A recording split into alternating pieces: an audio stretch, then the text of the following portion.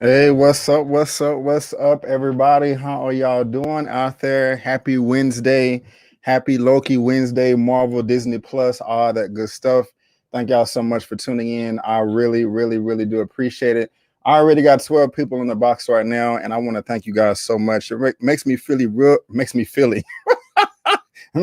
feel real good that you guys are waiting in the chat before we go ahead and get started. And so I'm just really, really flattered. And let me go ahead and just shout out a few people before I bring in my guest to the show. It's SJ Evans in the building, Support Gaming 2020. How you doing? Stephanie Garrett, what's going on? Robert Reed, hit that like button. Yes, like Robert Reed said. Thank you. I do appreciate that. Who else we got in here? Stephanie Garrett. What was that? Sabanur 444. How you doing? I like that. Nicole CNC. Hey, what's up? Robert Reed, Zia Latrice, Nary's 21, what's going on, and also John Doe. And so, guys, thank you so much for being here. I really do appreciate it.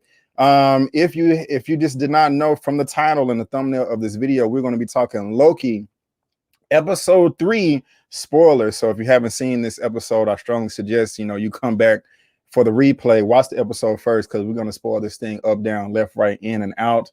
Also, if we have some time, there's going to be a couple of topics that we're going to discuss as well.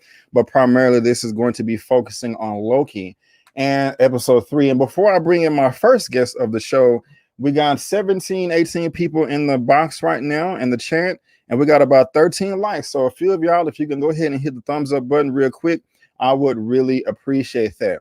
And so with all that being said, let me go ahead and bring in my first guest of the show. Y'all have seen him here before. Good friend of mine coming from the great state of Louisiana. I call him the king of anime. and that's Mr. OneTakeBigDog. What's going on, my brother? What's going on, man? How you What's doing? good, man? I'm good. I'm great. I'm great. How you doing? I'm doing pretty good, my brother. I'm doing pretty good, man. Thank you so much for being here. How was your day today? Man, the day was busy. Today was busy. Oh Good yeah, though. Good though. I got a lot of good stuff in done. you. Nice, nice, nice. Well, that's always good when you can get stuff done. I'm happy to hear it. And guys, let me go ahead and bring in my second guest of the show today. I'm very, very excited to introduce this young lady to my channel. This is going to be her first time here. I recently learned about her not too long ago, and I was like, oh my gosh, I love her energy. I just have to bring her onto the show because it's just going to make it that much better. And so let me go ahead and introduce to you guys from New York City. That is Miss Fantastic Frankie. How are you Yeah, doing, ma'am? How are you doing? I'm excellent. I'm great. I'm excited to be on the show with like two Southern men. It's gonna be fun. Already, well, Okay. that's Okay. what's up. Okay. I can't wait to see what that is all about right there. But, ma'am, thank you so much for being here. I really do appreciate it. I know you have a lot of knowledge on comic book material, whether that's Marvel, DC. I'm pretty sure you love them both, and so I'm excited for you to be here for us to talk Loki. And so hopefully you are ready to spill and spoil all the beans with us. Absolutely. Cool, cool. Well, before we get into all that, though, since this is your first time, and I want to make sure that all the good people out there, know who you are, know what you're about, all that good stuff. Go ahead and just take as much time as you are. Just tell us who you are, where you're from, what you do, what you're passionate about, as far as being a content creator, all that good stuff. Yeah. So my name is Fantastic Frankie. I am more of a media personality, I like to say. I cover everything nerdy. Hey girl, hey. I love seeing stuff like that. So comics, anime, sci-fi, everything of that nature. I love to discuss it. I create a debate forum over my platforms where I kind of post polarizing statements and I let everyone kind of debate it. And recently I've been doing a lot more reviews and kind of spreading my comic book knowledge and things like that. My girl Sharronda up in here. I love you, girl. Yes. So very excited to talk today for sure. Alrighty, that's what's up. And guys, I just have to also let you know that she's hilarious. She may be being humble right now. She may be like a part-time Thank you. comedian or something because she has a large following on Instagram. One day I just found myself just scrolling down her page, laughing video after video after video of her just giving her commentary on just the latest comic book news. And I thought the whole Batman Catwoman story that I'm pretty sure you heard of, I laughed my behind off, and so if you want a good laugh, if you want somebody to cool to follow on Instagram, you can go follow her there. Also, just with everybody here today, if you love what everybody is saying, you can follow us on social media. Our handles are on the screen, whether that's Facebook, Instagram, and Twitter. I am coming to you live right now on YouTube at Just My Opinion Reviews, Twitch at Just My Opinion Reviews, and Facebook.com/Just My Opinion. If you love anything that OneTakeBigDog or Frankie has to say, there is a link of their information down in the description box. And you can always head over to my channel tab. And guess what? I've made a new addition. There's Fantastic Frankie right there. She is now a part of the crew, part of the fam. And so welcome, ma'am. I'm very glad that you are here. And so I guess we can go ahead and get started. OneTakeBigDog, are you ready? Let's roll. Frankie, Miss Frankie, are you ready? Absolutely. Already. Well, let's do it. And guys, again, I just want to thank you so much for joining us on this live today. I got the wrong thing pulled up. Let me get it fixed. Hold on. Oh, I done destroyed my intro, but that's Now we all know it's ruined. I gotta cancel the live now. Damn it. No, I'm teasing. But anyway, I want to thank you guys so much for tuning in to this live so we can discuss Loki episode 3 right here, titled, what is this episode titled? 1.3. No, I'm just teasing. That's what it says. No, it's called I actually don't Lamentis. know the title. It's called Laments. And I didn't even have time to look up to see what that meant right there. And so maybe one of you guys can school me. I don't know. Hopefully you can. But one take big dog, I'm gonna come to you first, man. This last episode that left us on the cliffhanger. You know, we got this lady Loki. She's bombing the sacred timeline. You know, Loki's following her through these portals. We don't know what's going on. The TVA is just falling all apart. And I'm just like, my goodness gracious. I cannot wait for episode 3 to drop so I can know what's going to happen next. It's going to be so much information to come out. I cannot wait. And then we saw the episode. So I'm coming to you first, one say big dog. How did you feel about this show, this episode 3? Did you like it? Did you dislike it? Also, how are you feeling about the show overall with us being at the halfway point? And also, so far, what has been your favorite episode so far? The floor is yours, sir. Okay, let me try to make sure I remember everything you asked. Well, I'm going reverse, I guess. My favorite episode probably still the first one, if I'm being honest. Okay. I did enjoy this episode quite a bit. But I thought we were going to get a little bit more. I thought we were going to push the story forward more than what they did. But they did drop a huge bit of information that kind of shakes up everything that we've known. And I like the character development, and got this. It wasn't as mysterious as some of the episodes. We got to just see the characters just out in their element, because I had one notion in my mind about a certain character, but after this episode, it's kind of brought it back and kind of grounded them a lot more. I got you. And so you wanted more story. You wanted them to push things forward, and episode 1 is still your favorite. Yeah. Already. Well, Frank, I'm coming to you next, ma'am. Same question. You know, how are you feeling about the show overall? And since this is your first time, you can spit as long as you want. How are you feeling about the show overall? Did you like this episode? And what is your favorite episode so far? Yeah, I would have to agree with Mr. Dog here. I love episode 1. I think it's incredible. You know, I love that it seems like it means so much more as a show as a whole to the MCU. And I think that's fun. I love all the Easter eggs they put in there, and how we're seeing the shift into phase 4 and how everything is so different. Now, episode 3 I thought was good, but I do feel like something was missing. They made huge reveals, and it didn't seem as big as they were. Like after they said a couple of lines, I watched it a couple times and I rewatched it. I was like, dang, this is huge. And it just seems like they're just talking, and sometimes that's good, but in this case, I think it was overwhelmed. And I thought the cliffhanger was a little cheap. Like, it was unnecessary, because the episode was like 5 minutes. Like, you could have added on at least the ending of this saga, and then we could have moved on. Right. I agree. And when y'all talking about this, or you talking about these big reveals, would it happen to be this right here? That everyone who works at the TVA was created by the Timekeepers. That's ridiculous. They're all variants, just like us. They don't know that. Oh, yes, that big reveal right there. But wait, I had to tease y'all. We're gonna say it before the end. So sorry about that. I love how excited you got. You look like you really wanted to dig into that, and we are. But just real quick, man, how I felt about this episode is I'm extremely disappointed.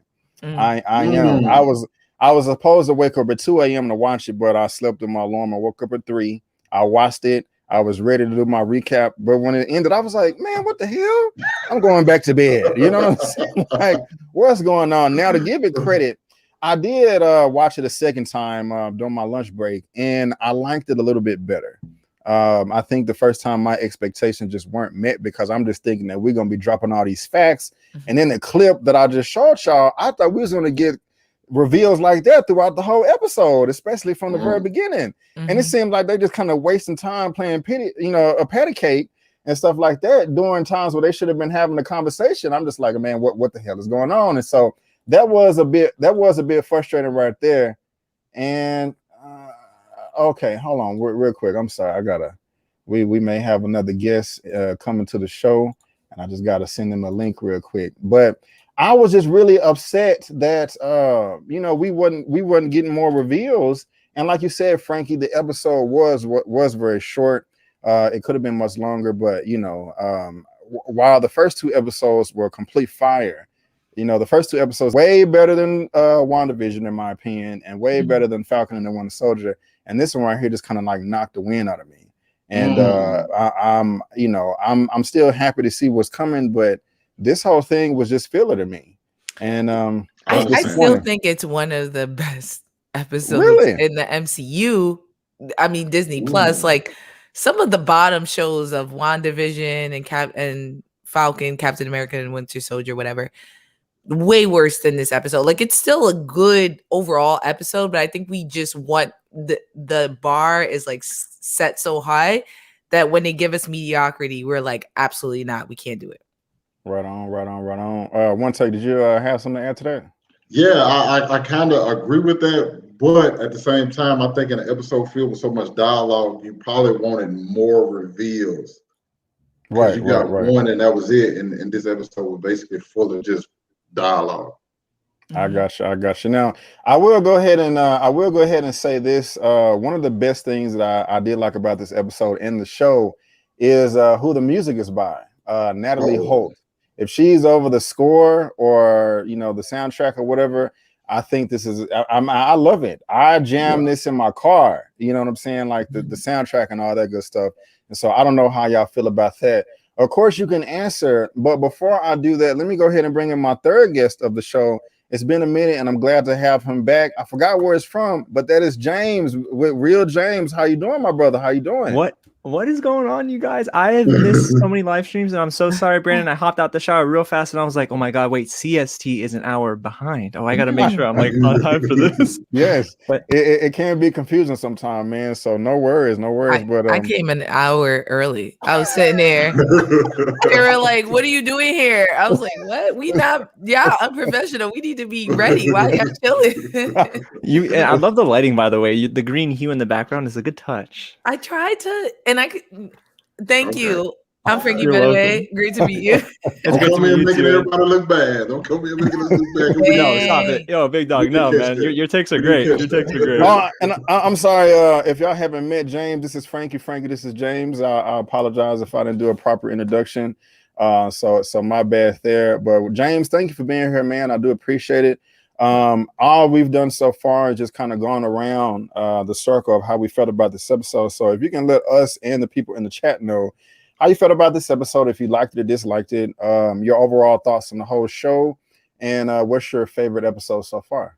Okay, so the easiest one to answer is definitely my favorite episode. That is 2. I think episode 2 was the strongest because it was so consistent. And I think that it showed what this show can really do, if that makes sense. I mean, especially at the end where it left you on a really good cliffhanger. And I loved how they played up that reveal to Lady Loki, or the variant, or Sylvie as we know her now.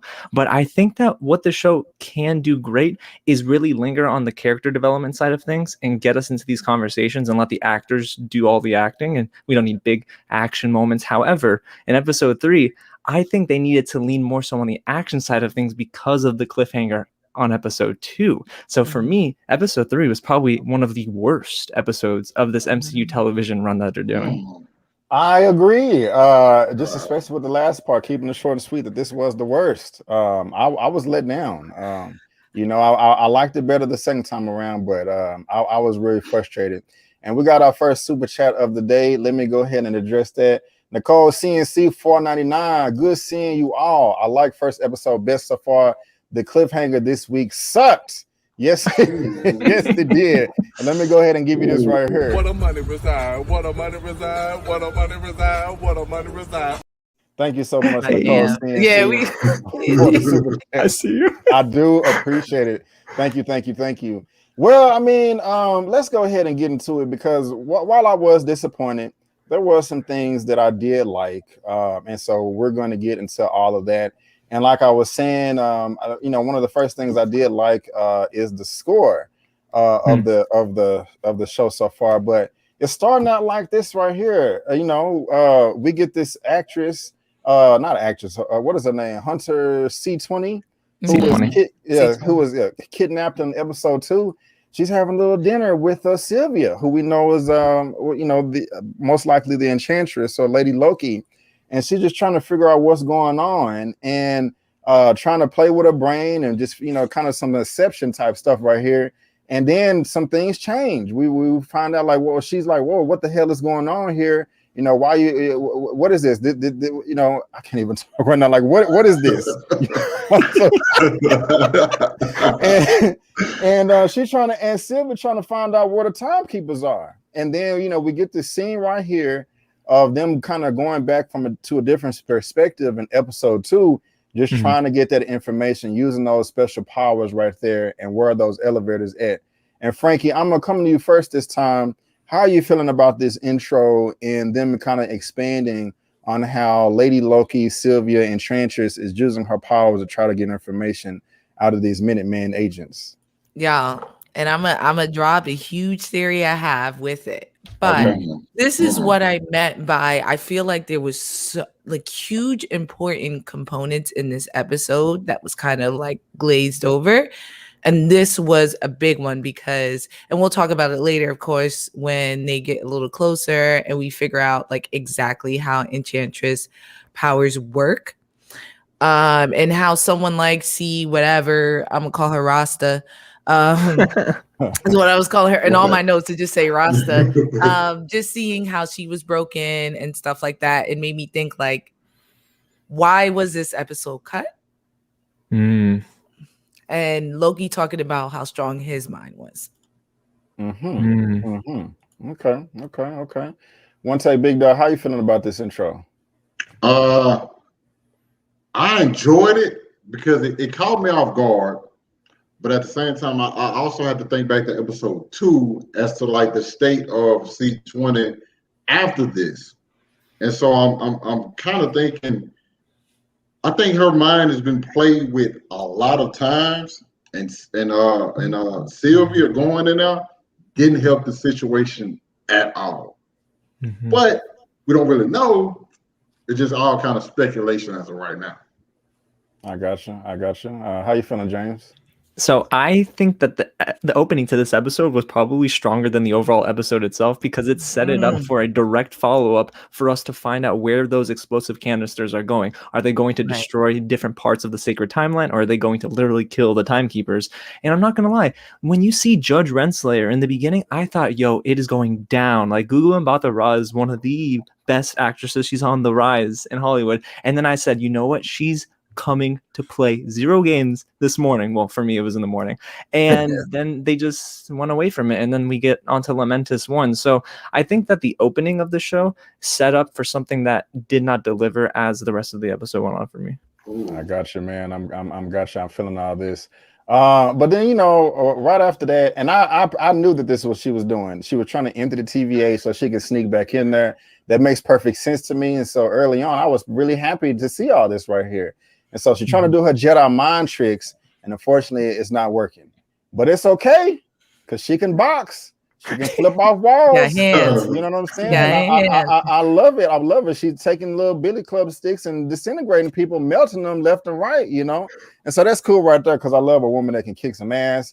And then here comes Loki following right behind. He's like, wait a minute. I think there's something in this longest for me. Oh, yes. Let me get the knives. Let me get the daggers. And I mean, I don't know. I just like his presence as he walking down, just showing so much confidence and authority, a little cockiness and arrogance, but that's cool. And hey, we find the golden doors right here, And I have to be honest, while this right here kind of frustrated me, it did, because she was right there about to, accomplish her goal and find the elevators, and they want to play pity, they want to play slap hands. Patty cake. I couldn't think of it, and it's just like a waste of time to me, and it just kind of frustrating. She's like, "Hey, you come any closer and I kill him."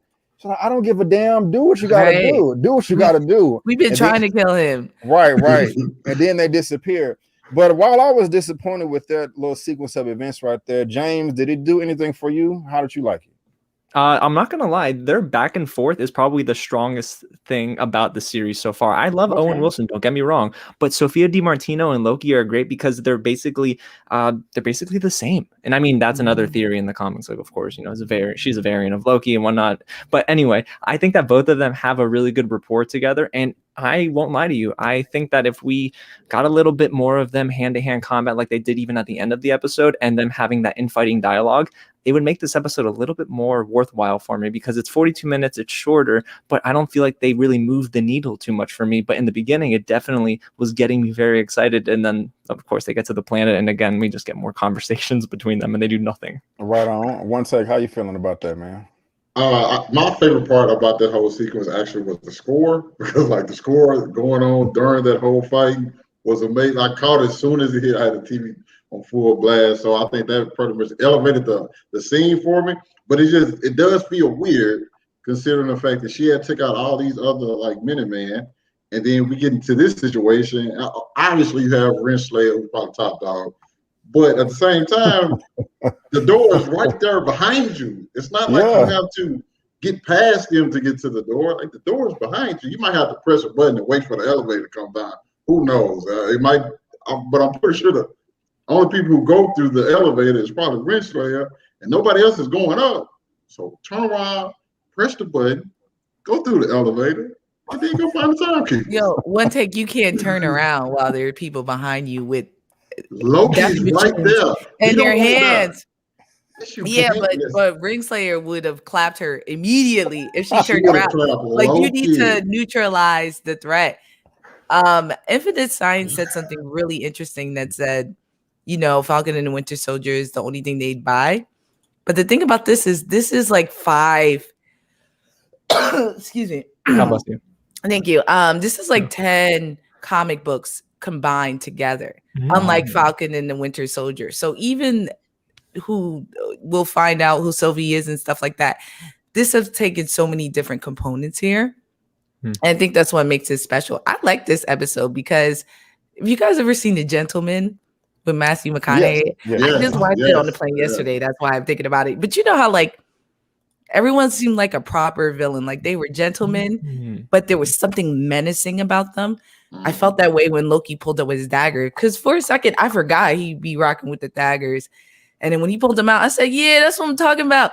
Old school Loki, let's do it. Like, let's throw these hands. And it gave me what I wanted. So I did like this scene. It was just, yeah, like I said, something about like all of the heat that was coming out. I was like, something is missing here. I got you. How are y'all feeling about Sophia DiMartino overall? She's new to me. I've never seen her in anything before. So she's, you know, she's just being introduced to me in this Loki series. Does she fit the role well to you guys, or you know, she overall, or you're not really feeling her energy? Go ahead, one take. Sorry. Yeah, I think she does, but that was one of the things I was talking about earlier. Is that like she had this mystique to her? She felt like the superior Loki, I guess I would say. But then when you get into this episode, it's kind of like, oh no, you just was ahead of everybody else. Like that, when you're on equal footing, you're pretty much like the same Loki. Like you just kind of winging it as well.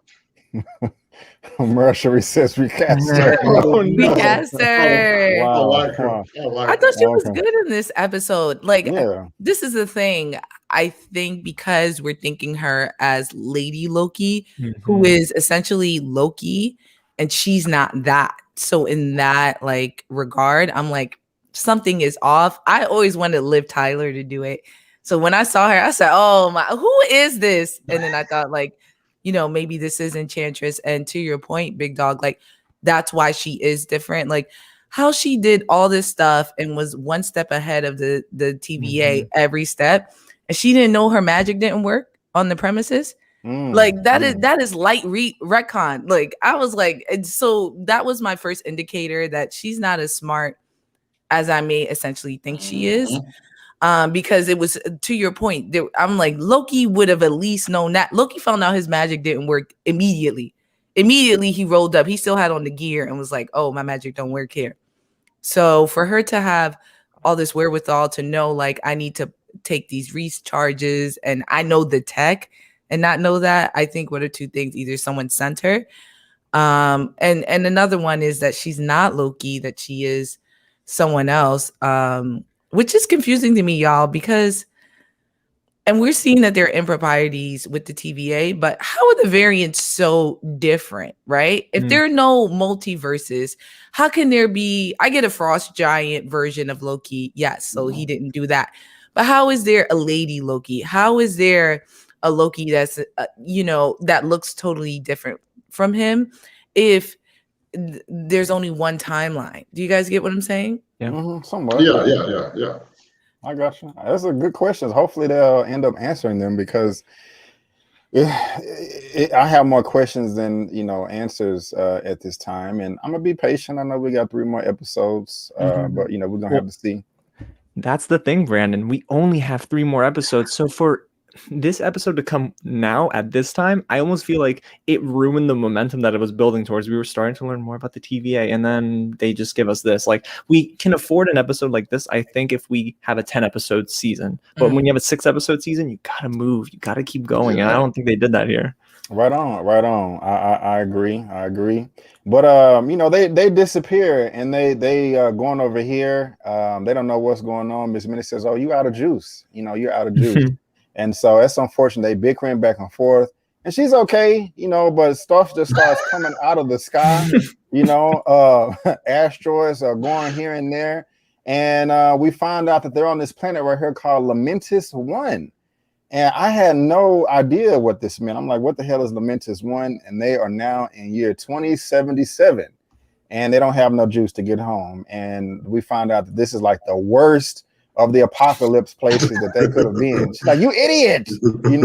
He's like, I don't know what that means. And so I don't know. They're kind of arguing while their heads are about to explode from rockets and meteors. But they're running and just trying to survive. And I have to be honest with you, it's really going to seem like I really hated this episode, but I didn't. But you got all these meteors and rocks come crashing down.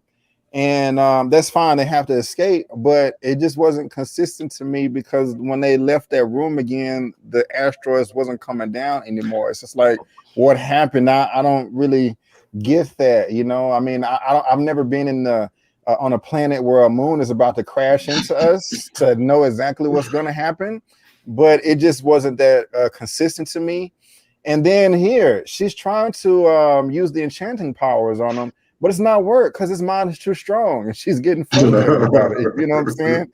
And he's saying, I do have the temp pad and all that, and they're trying to work out some arrangement. But OneTakeBigDog, I think I'm coming to you next.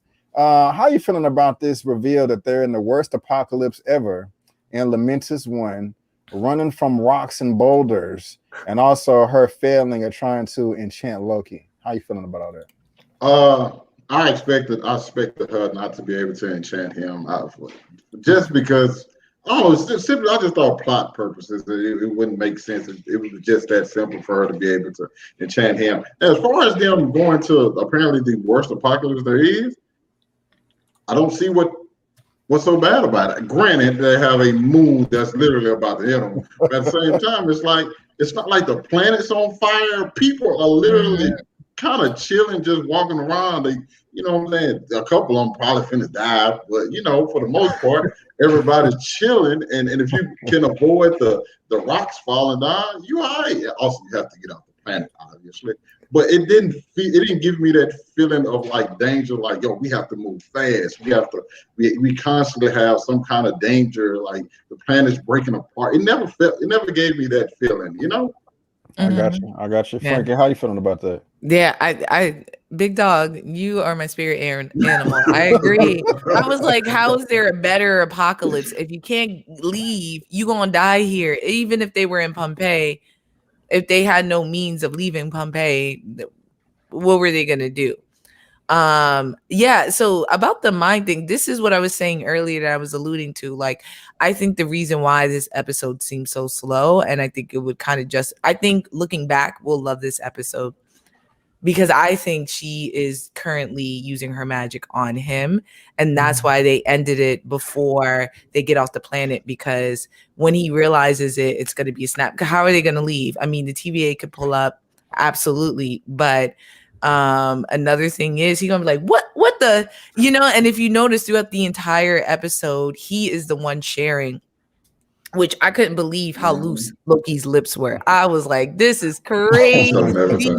Yeah. This is crazy. So this is exactly what I mean about it kind of dulling down Big Dog about, like, I'm going to say it all day. There was so many huge things going on, and it seemed like it wasn't. It seemed chill. Like everything seemed so cavalier. How is this? How are you scared for your life and y'all chilling on the train?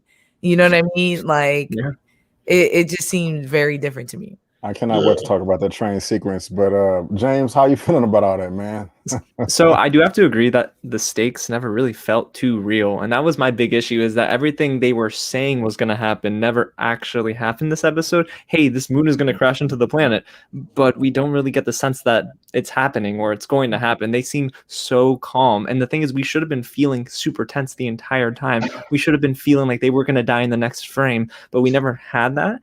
And I do get why they had that feeling, or at least I get why they weren't freaking out. Maybe because they figured, we're confident, like, we got 2 Lokis here. Like, there's no reason we should be even fearful of a planet crashing into us. But then at the end of the episode, of course, we see them start to freak out when they see their ship explode. Now, what I will have to say, Brandon, I'm glad you brought up the fact that the Enchantress couldn't actually use her spell, her charming spell, on Loki. I think that she's doing it without doing it, if that makes sense, because she's playing with Loki's mind in a way that she's now convinced him that she could be a good person to help him get, I guess, closer to the timekeepers. So I think Loki before the TVA would have been temperamental and would have definitely pushed this character off to the side. But in a way, she kind of has him in a trance and is making him believe, at least, that she can help him get in, I guess, to his goals, like get to his end game. And I think that's more important than having him under a spell, literally. So you think it's a natural enchantment rather than like a magical one? Exactly, Big Dog. Okay, I like it. Let me go ahead and grab a super chat real quick. This is from Eman's movie reviews right here. $20. Great chat, everyone. Brandon, you know why I'm here. Play the clip, sir. LOL. Well, yes, I will play the clip. Here you go.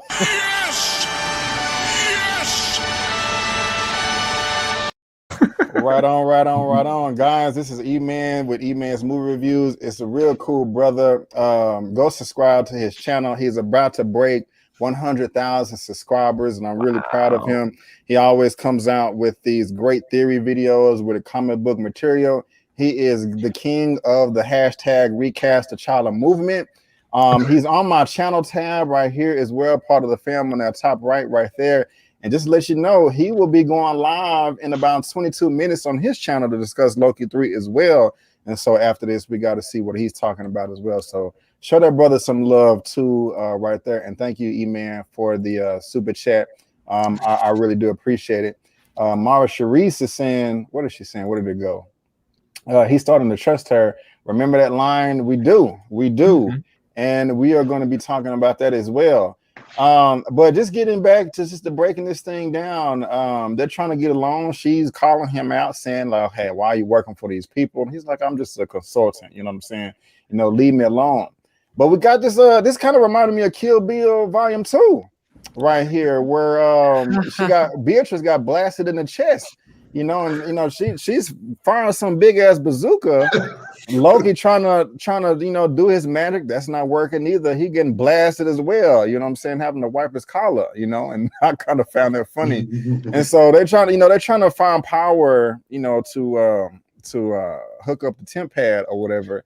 And then, here's this little thing right here, Loki using his magic. I thought that was quite clever, but at the same time, nobody saw him transform right there in front of him. But, I'm not. I wouldn't be paying him no mind if I'm trying to, escape imminent death. That is a good point. World ending. Yeah, good point. If the world is ending and an alligator starts, I'm trying to get on this train. I'm trying to get on this train, y'all. You talking about this man changing? Get out of here. No. I like it. Good point. But anyway, he playing Transformers with his clothes or whatever. And, this reminds me of Titanic. I was like they only letting the rich people on there. What did they say? They're only giving tickets to the wealthy people. What's going on? And, she got a wedding gown on that looked like, and Loki, hey, wait, what you doing? What you doing? Jedi mind tricks everywhere. He getting on there. So Frankie, I was coming to you next anyway. So and you made a good point. So you can expand on that if you want to. But how are you feeling about them getting along and also just the ticket thing and them giving it to the wealthy and all that good stuff? How you feeling? Yeah, and it reminded me a lot of Snowpiercer. Mhm. Yes. You know, so I kind of like that nod to it. I'm not sure if it was meant to, but of course, like classism works.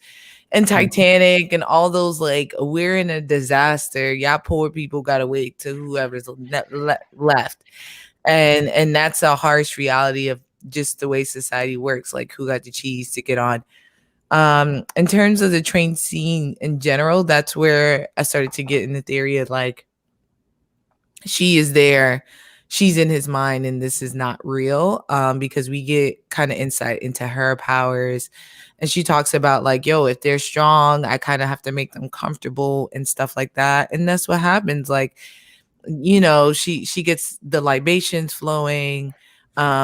He out here singing folklore. And I was like, what? This is crazy. And it's the same point. Like, if, as she says, if she is Loki, right? They're saying she's a variant Loki, and she may be Loki. Loki is first and foremost about the mission. Like, he is hedonistic, and I know he about the shits, but he not gonna get drunk when he know he about to, like, he has to dip. And that was my first indicator. Like, why would Loki do this? This is so weird. Unless it was to build camaraderie with her and kind of like put him in a situation where he feels indebted to her. And it does. He starts talking about his mom's. I just couldn't, to me, I couldn't believe how much he was talking to what may be his enemy. Like, she just was trying to kill you, dog, and you out here just giving everything to her. I thought it was weird. Yes, good point right there. And James, I'm gonna come to you next, but now how you feeling? Going back, just how you feeling about the costume change, the whole wealthy comment of them not giving away tickets, and as Frankie was just saying, them having this conversation right here. You know, they also start talking about their love life. You know, she said that she has a long distance relationship with the postman. Loki, you know, I didn't know this. We found out he's into men and women, that, you know, he's dipped and dabbed a little bit on both sides. And so he's a god. What god don't like to get busy? Good point. They always down with, and he live in space. Who's not paying sexual in space? Once you like have sex with someone who's green, the sky's the limit. You get what I'm saying? The sky's the limit. You limited it to men. I saw 8 planets. No. I got you. And so this reveal right here. And also I like the powers that they're using right here as well. They get into this fight. I like seeing him use his magic and all that good stuff. And then they jump out the train. Or get thrown out the Well, they wanted to leave that train, yeah. Right. So James, break it down, man. How you feeling about all that, man? So Frankie hit the nail on the head. Honestly, the whole classism angle is nice. I like that tinge of writing there by I don't know if Michael Waldron wrote the script for this episode. I think it was somebody else, but I do love the fact that they add this into the MCU shows. Like The Falcon and the Winter Soldier touched on racial issues in America, which was amazing, and I love that WandaVision touched on mental health. And now I think what we're dealing with here is less realistic, of course. So they have an opportunity to jump to different timelines and hopefully different periods of time, whether it be in America or around the world, and they can talk about things socially. And there's a lot of commentary, I think, just in this one scene alone, because we see somebody in the background, or at least I heard someone in the background say, you're only giving a ticket because they're rich. And it's like, oh, that is real. Like, we're getting so caught up in the sci-fi angle of things, but I feel like sci-fi stories, at least in movies and TV, they can tell the realest stories sometimes. So I love that Loki is accomplishing that. And I also love the fact that they had this conversation. And I do think Loki, he's so smart, man, because what he's doing is he's letting her in close enough to where she feels comfortable with letting her guard down even a little bit, to where Loki can then hopefully, well, not hopefully, I don't want this to happen, but he's probably going to, I don't know, just get his way and kill the timekeepers. I don't want that to happen, because clearly I want Loki to become the anti-hero that we've like learned to love over these movies. But I do think that this scene was super important. However, this was about the moment where I started to feel a little bit down on this episode. Mhm. I got you. OneTake, how you feeling about all that, man? Okay, I'm gonna go back a little bit because I think my views on it a little bit different from y'all's. One, Already. the whole classism stuff. I got that, but if we being realistic, first of all, where did the rich people come from? Because I don't see nothing but sand. All right. Secondly, I'm thinking to myself, the world is ending.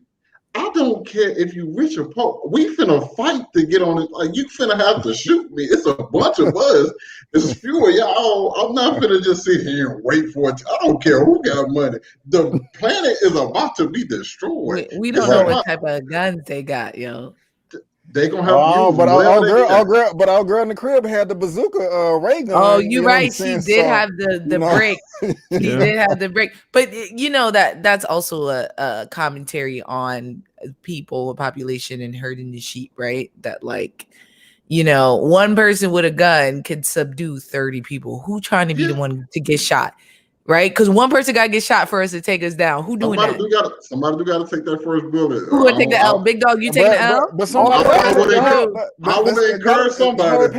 the whole planet finna go up. You know what I'm saying? So you don't got a choice. So y'all, so me and James in the back, y'all going out first. You get the shot. We I gonna never subdue said them. that. I No, never no, no, said no, that. no, no, Listen I'm to no, him. no. convincing Y'all you or asking. James. I'm convincing you one of y'all to be like, hey, go up there. I You got see your what I'm saying? back. And while we talking, okay, rich lady is on the train already, okay? Because we trying to. That's human I mentality. done smashed her. We I done all finna smashed her die, back. but I'm not trying to die right now. I'm I done trying to see what smashed her. chance I got.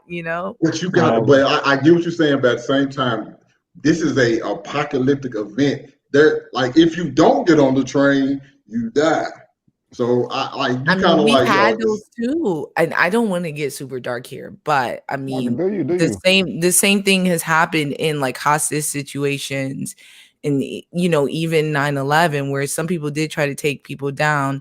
You know what I mean? They didn't even have a gun; they had a box cutter, and it's the fear of people of like, I don't want to be the one to die. Like, who wants to truly be a martyr? And that's why we love these stories. Nobody putting themselves out there like that. Like nobody really truly wants to die and is willing to sacrifice themselves on that level, and that's what's beautiful about like hero stories in general.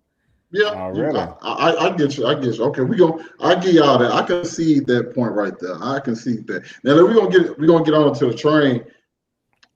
I think Loki is playing her. I just honestly believe that he's opening up. What's the best way to get in with somebody else? Is open up to them. You let them know the right amount of information you need to for them to know, and then for they gonna get relaxed with you because she's making it seem like Loki's getting relaxed with her, but that in my mind I think that's what Loki wants because we've seen Loki manipulation earlier in what was that episode 2 when like he was with Mobius in like the tent. So I think this is exactly Sharronda.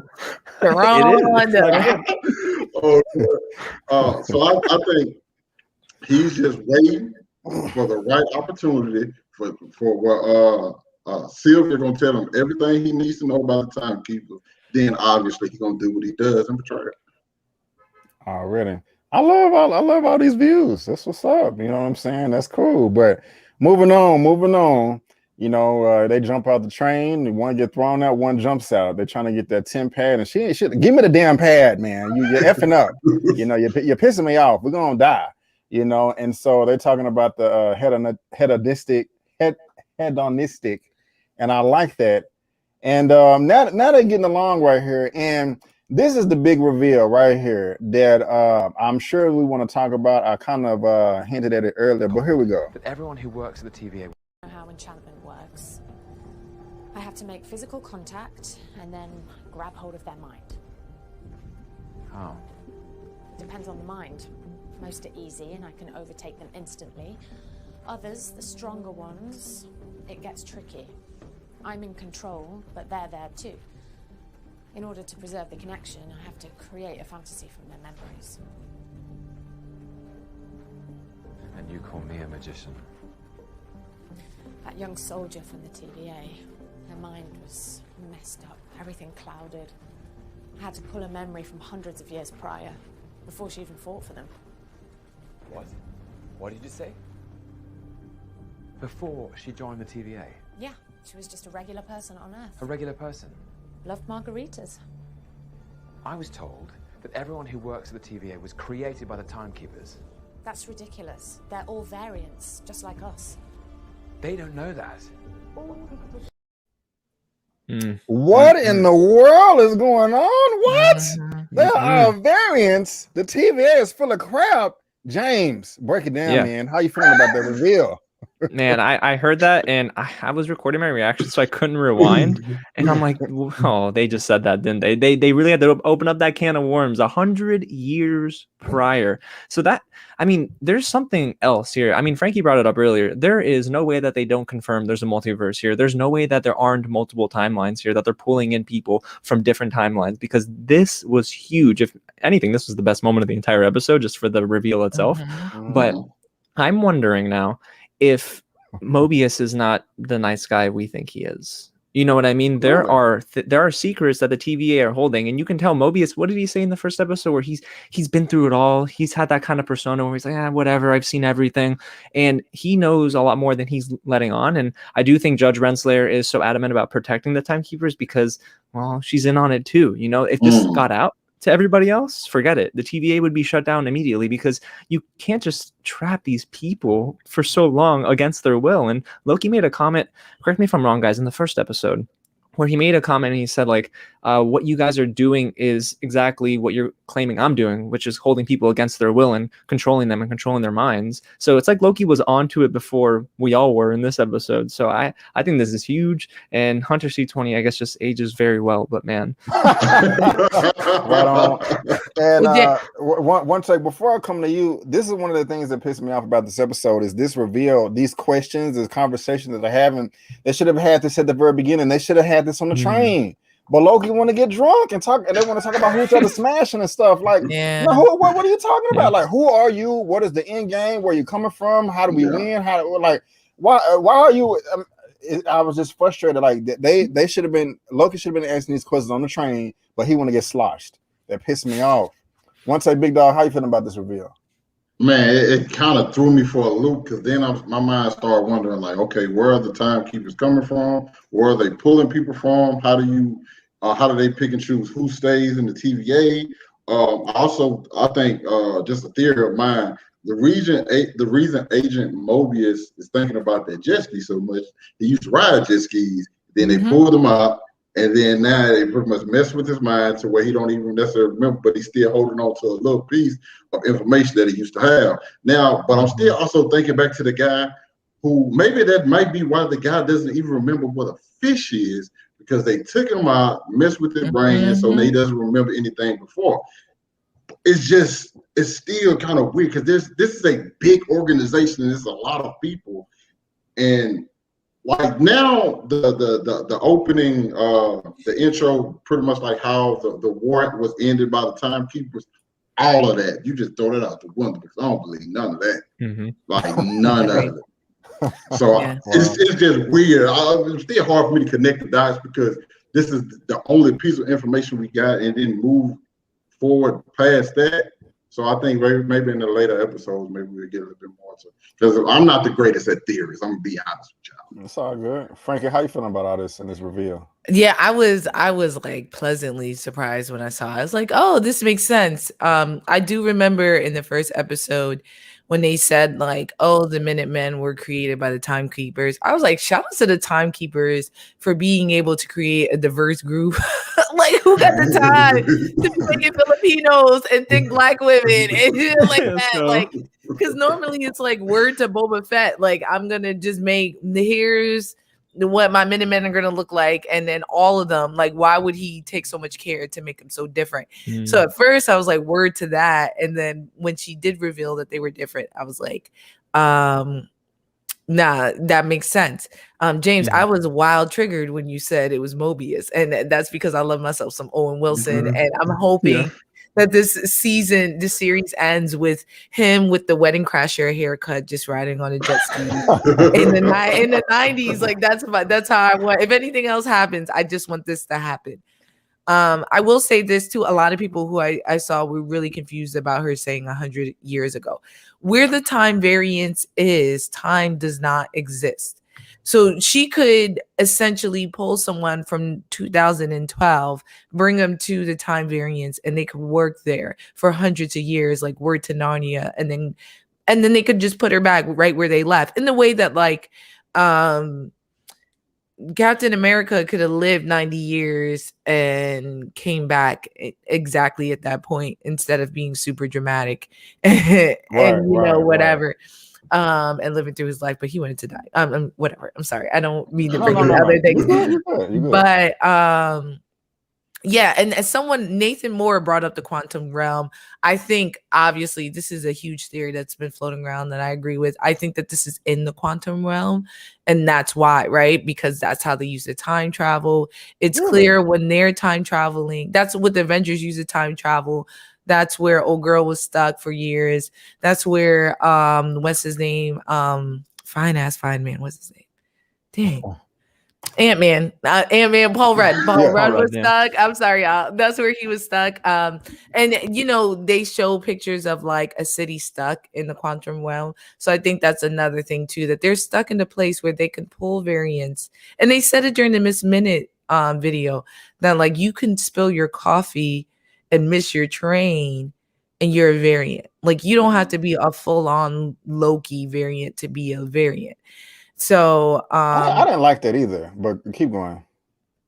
Yeah, I mean that don't make sense to y'all. Y'all never seen that movie Adjustment Bureau? Like one thing, it's a butterfly effect, right? Like if you may miss meeting your wife, you get what I'm saying? To like if you miss a bus, and that will change the trajectory of your life. You get what I'm saying? You may miss a job opportunity because you spilled coffee. And that job opportunity was going to make you money. Like, you never know. So, yeah, I thought that made sense. No, I'm feeling that it makes sense. I'm just saying, like, for this show, I just wish that, people can become variants on accident. You know what I'm saying? Just because they forgot to tie their shoe. Because in this case, Loki's a variant because he did something with the Tesseract, an Infinity Stone. And that goes back to Endgame when the Sorcerer Supreme, it was like, if this is taken out of its regular cycle, that's what creates a branch timeline. So if you can be a variant just because you spill your coffee or something, I mean, I understand it, but I just wish that it was a little bit more complicated than that, Yeah. But that's just me. I like that, but they show that it's not complicated, right? He opened a drawer and his life's work was a paperweight being, clowned on by a guy who didn't know what a fish was. I love that guy. I miss him. Yeah, I do. I do. Yeah. But we at the end of the episode. Now they're like, look, we can still try to get on this the spaceship or whatever. I forgot exactly what they called it. And they're running. It's a race against time. Everything is falling apart. Oh, that's the wrong picture. And what's funny to me is the world is ending, but the people still want to fight them with asteroids falling everywhere. That didn't really add up to me. I did not know that Loki was this powerful. That's kind of badass. I like that power reveal right there as well.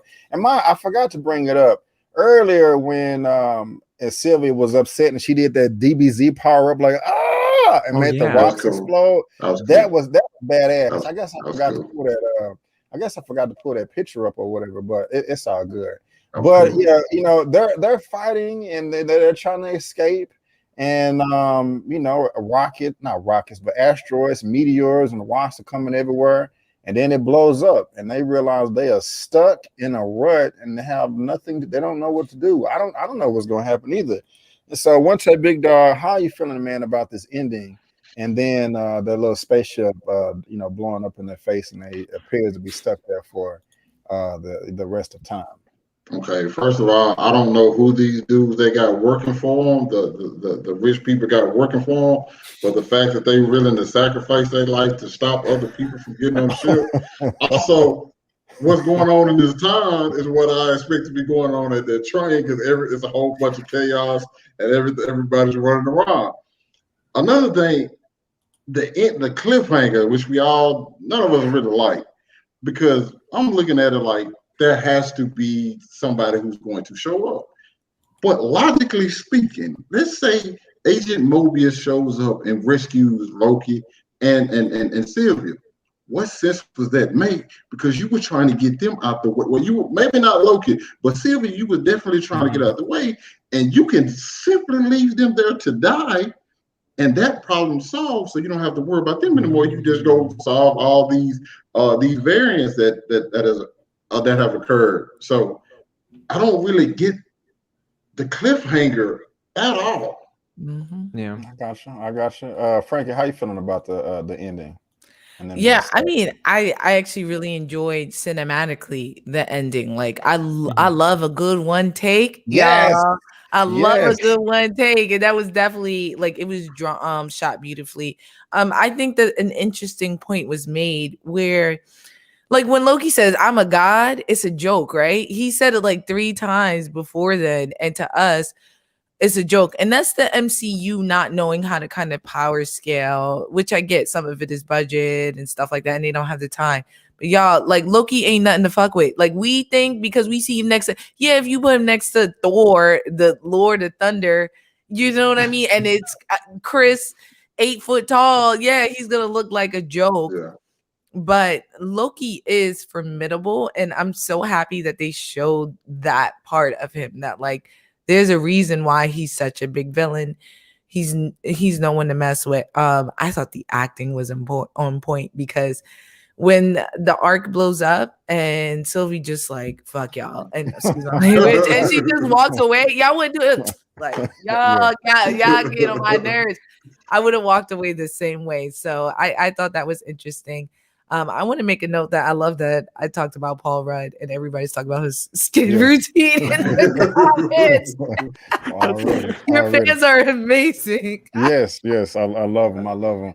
Real quick, before I come to you, James, let me go ahead and grab the super chat real quick. Pound the payment, $5. You will never know how powerful Loki is because of how many times he gets whooped. First of all, 1 second.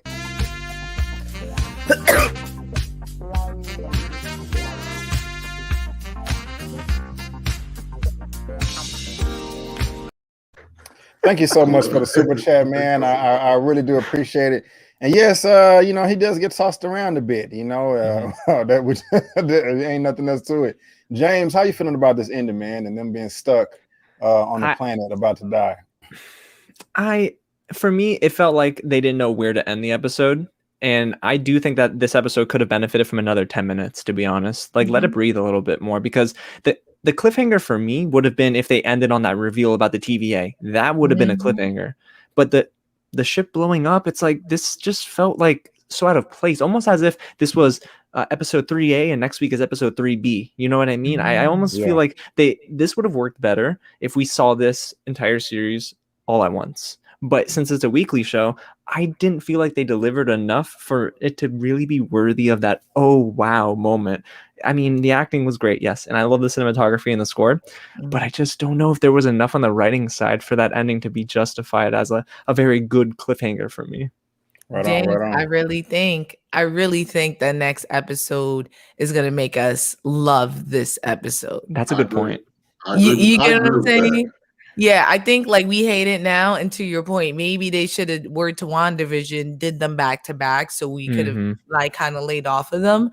But like, why end it there unless people gonna get busy at the end? Like something's gonna happen where like, and there's a scene we haven't seen, which I don't watch trailers, but I have seen this part of the trailer because everybody updates it. But they're sitting down and they're having a heart to heart.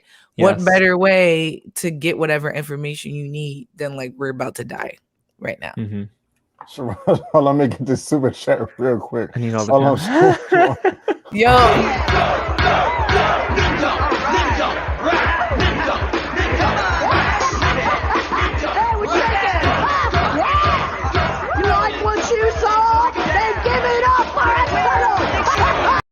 No, we did not like what we saw with this episode. I probably should have played something else, but Sharronda with Payway, $25. Let's go. I need all the panelists to admit this episode was trash. I'll admit it.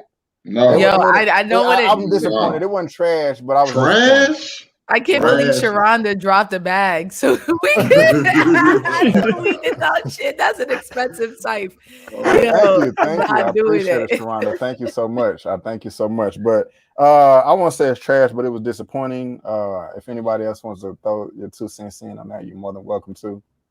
There is one I thing I don't don't think we trash. talked about yet, at least. I don't think the episode was trash, but I think it built on the fact that Loki is being built down in this episode, only to be built back up again. It's like his ego is being shifted. Like, he came into this episode like, you can't touch me, bro. And then he got upstaged by that dude who was like wanding him for like metal objects or whatever. So it's like his ego keeps getting pushed downward, and this is not usual for him. And I love that Sophia DiMartino's character is almost like the yin to his yang, and he's finding his confidence again, but in a different way. He's not just forcing himself to be like this god. He's like, yo, let's work together a little bit. And I kind of like the fact that his ego it's still there, but it's not as inflated as it was in episode 1. It's almost like he's maturing by regressing in this entire series so far. Got you. And yeah, thank you, Sharronda, for the super chat. I do appreciate it. What's going on, Moochie? And Frankie Mara likes the way you think. You know, best friends are in the house. That's what's up right there. Girl, pull up to Death Row, yo, Instagram. We get popping over there, man. Yes, she does. Well, I think we all can agree that this episode could have been better. I'm still looking for. I can't wait to see what happens next, because they got to make it up, and so I don't know. But any final thoughts on episode 3, guys? It was cool. Okay. Don't attack me. Yeah, I know. Sharronda waited for me to say it was trash. I don't want to say it was trash, but it's definitely the worst of the 3. Mm-hmm. I would agree with that. Okay. Well, that's what's up. Now, I know I said this is going to be an hour, and we're a little over time, but I just got to get y'all's opinion real quick. Is anybody here a fan of Transformers, the movie? Your boy. The old show. Okay, that's your. Okay, James, so Frankie, so as well. Well, it's not in the description box, but Stephen Caple Jr. and Lorenzo Di Bonaventura unveiled title for the 7th Transformers film tease new character and details. This is from Deadline, and also got the same thing with Variety. They're coming out with a new Transformers, guys. It's called Transformers Rise of the Beast. Rise of the Beast. I don't know how you guys felt about the first few films, but I have my little collection right here. I love the first one.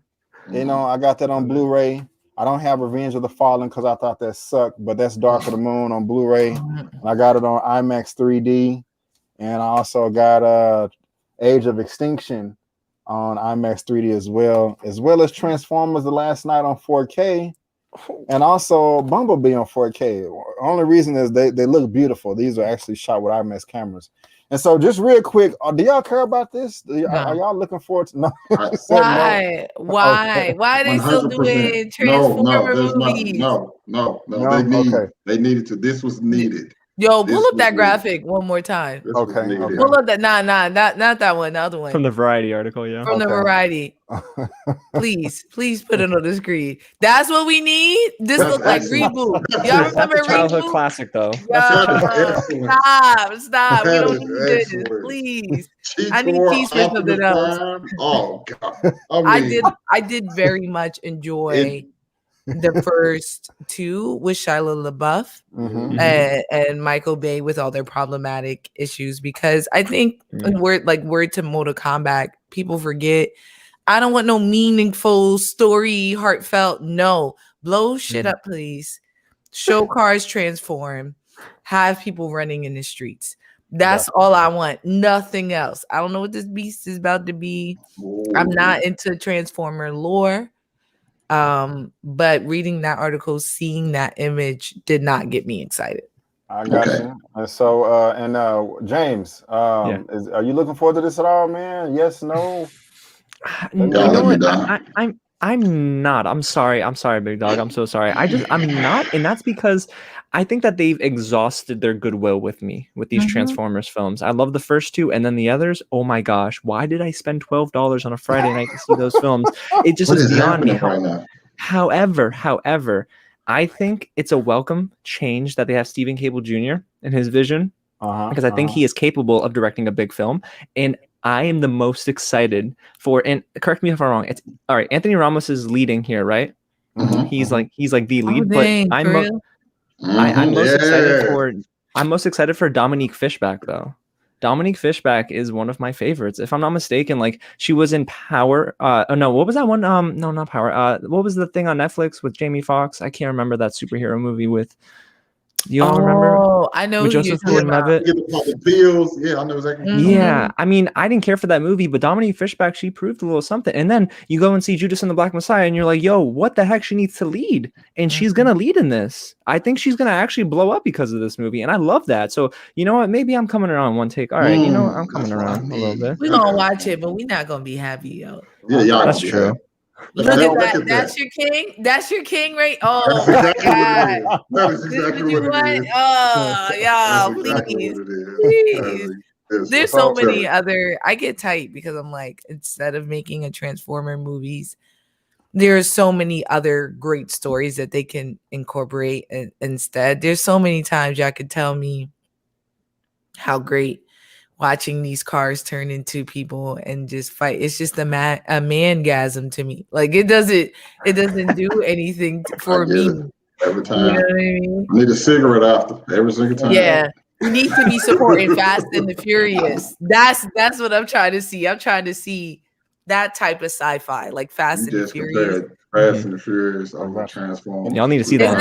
Is it not the same level of sci-fi? I watched Vin Diesel drive a car from one building to another building and didn't crack nothing, no scratch. You shitting me? If I back into a driveway in Brooklyn, my car is what? Totaled. Right on. Totaled. And once you got any comments on this, man? Of course, I'm gonna make a quick behavior. First of all, I grew up in the '90s, so Transformers, Beast Wars was the ones I grew up with. Granted, you go back and look at it now, it looks absolutely atrocious. But we're not gonna think about that. We're just gonna enjoy it for what it was when I was a kid. Second, I didn't even know there was cars until 2008 when they came out with the movie. So I've always been waiting on the Beast Wars, and the fact that we're getting it now.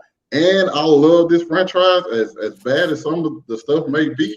Transformers 3, I went and saw like 5 times in the theaters because I absolutely love Dark of the Moon. That's the one. Now, granted, last night is probably one of the worst abominations to ever come to screen. But then we shook back with Bumblebee because I like the story in that. So we going. I need that Transformers 1 and 3 action with the story of a Bumblebee mixed with a little bit of my childhood in Beast Wars. We got a recipe for success. That's all I'm saying. Already. And I'm gotta respect you guys' time. And sorry, I'm lagging over. I just got one question for each of y'all. Just give me a short answer. We just got a couple of trailers out of Snake Eyes, Candyman, and Suicide Squad. If somebody put a gun in your head and said you can only pick one movie, what would you pick? If you can only see one, what would you pick? James, I'm asking you first. Dang it. All right. Okay. So listen, is it a hot take to not choose the comic book movie? And is it a hot take to not choose the G.I. Joe movie? Because I'll be honest with y'all. See, I love James Gunn. Don't get me wrong. I think the Suicide Squad, or I'm sorry, is it just Suicide Squad? Yeah, it's going to be real good. Don't get me wrong. But we've seen it before. All right. Like, I love the cast. It's great, but we've seen this before. And I think that when it comes to Snake Eyes, they're reviving a property that does not even really have legs anymore, cinematically speaking. They don't do well at the box office either. So I don't think this is going to do more than one good weekend. And for me, I think Candyman is going to at least fall in line with a lot of the different Universal horror properties that we've seen, the quality ones. And I'm looking forward to it. I just think, the director is great. I think the cast is amazing. And we haven't had a good horror movie in a while, honestly. So I'm looking forward to Candyman the most. Cool. One take, real quick. Pick one. You're gonna only pick one. All day, every day is Suicide Squad. I'm not big on horror, even though I've seen some really good horror movies over the year, and it's kind of like changed my views on them. But like Snake Eyes are like a dope action movie. But at the end of the day, I'm a DC guy, so Suicide Squad for me. Frankie, real quick. Well, pick one. Only one. The same. I'm terrified of Candyman. I love Yaya, but I still got nightmares from when I watched it the first time. So I'm gonna go with Suicide Squad. I mean, Henry Golden is fine, and I'd love to see him in Snake Eyes. But if I had to pick one, Suicide Squad is definitely up there. Already, if I had to pick one, it would be Snake Eyes. I love ninjas. I love martial arts or whatever. So that's my choice right there. But guys, that is going to wrap it up today for this this Loki recap of episode 3. And I want to thank you guys so much for tuning in. One Take Big Dog, what are your final words and what do you have going on your channel, real quick? Oh yeah, me cherish every single day. That do the things that you love and protect your loved ones.